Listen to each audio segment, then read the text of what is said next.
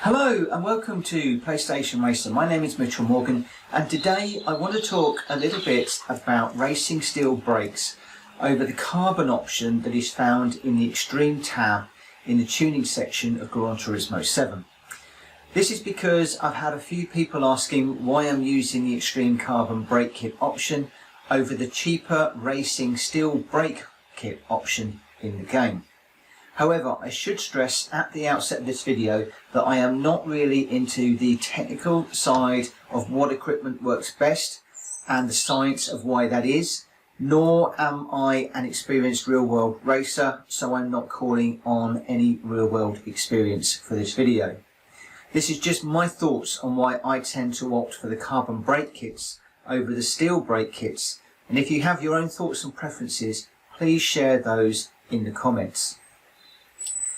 There are a lot of videos on YouTube which compare the braking performance of the racing steel brakes over the extreme carbon brakes, and this is mostly because of the cost difference between the two options, which can be considerable.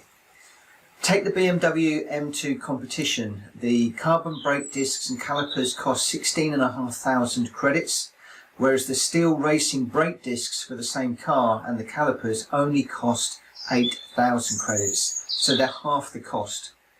If you choose the Porsche 911 Carrera, then the price of the carbon brakes is 21,000 credits and the racing steel brakes are again just 8,000. So those are nearly 3 times cheaper. As I said earlier, there are a lot of good videos on YouTube which run brake tests where people choose to demonstrate a corner test and then a straight line brake test. They run up to a certain speed, hit the brakes, and then analyse the difference between the two sets of brakes using a ghost car. My favourite is the video comparison released by Harmonic, and I'll leave a link to that video in the description below. And I like that one because it goes into a lot of detail and it's really easy to follow. So arguing against these findings of Gran Turismo players is really hard. It's very hard. The videos are very compelling and the savings are considerable. Now, you cannot buy carbon brakes for a lot of the cars in the game, and neither would you want to. But if you take the BMW competition cost difference and apply that to, well, let's say 100 cars in your garage, you'll be spending an extra 850,000 credits. Now that's quite a lot of credits. But it's not that bad when you realise that you can get this number of credits, well, almost that number, I think it's 820,000, by running the World Touring Car 700 at Le Mans on the easy settings. So that's only a half-hour race.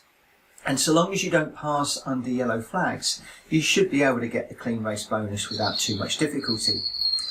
So, given these videos online which demonstrate that the two sets of brakes perform identically, why do I continue to favour the carbon brake option? Well, to be honest, it's just really something that I do. I don't really give it an awful lot of thought. I don't worry about the extra cost, and those brakes have suited my driving style, and I've simply come to like the option. Maybe it's simply because they're in the extreme category, they cost more, and therefore my head says that they should be the better option. But I accept that is probably a silly reason, especially when there are better things to spend my money on.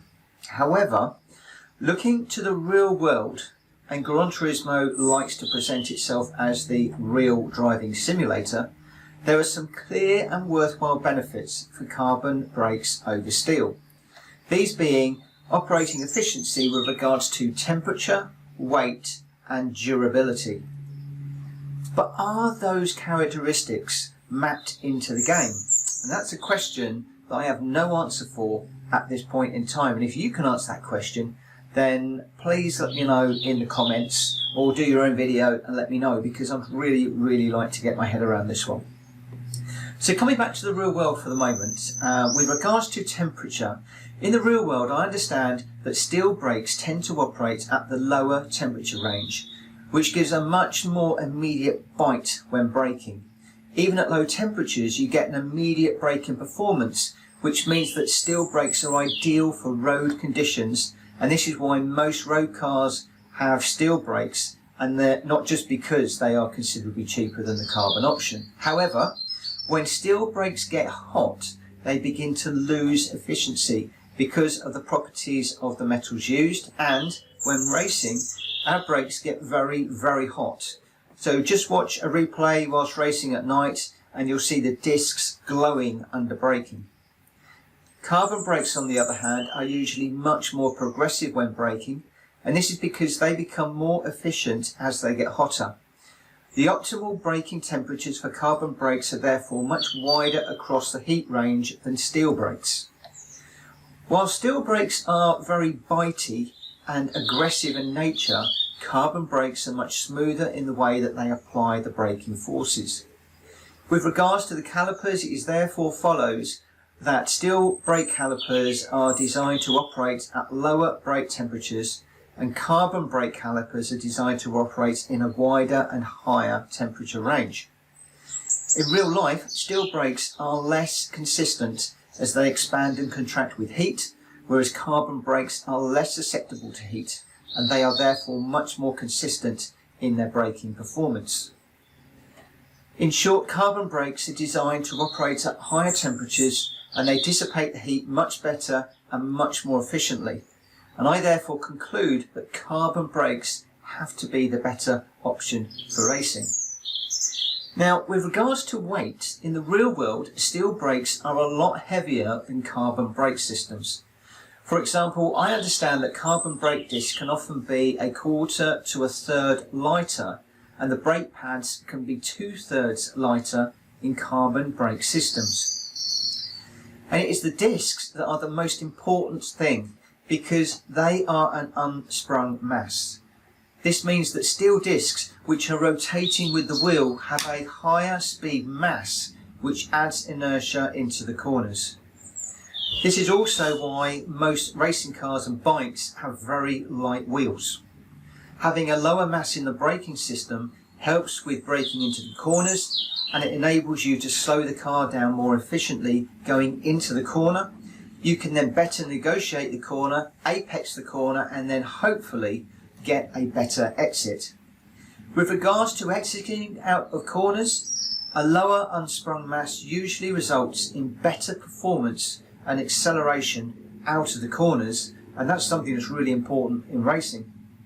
So in short, carbon brakes usually give a much better feel under braking into corners, which often results in more confidence and better performance throughout the corner. Now, with regards to durability, most races in Gran Turismo are short, and therefore durability doesn't really come into the game, at least not from what I can see.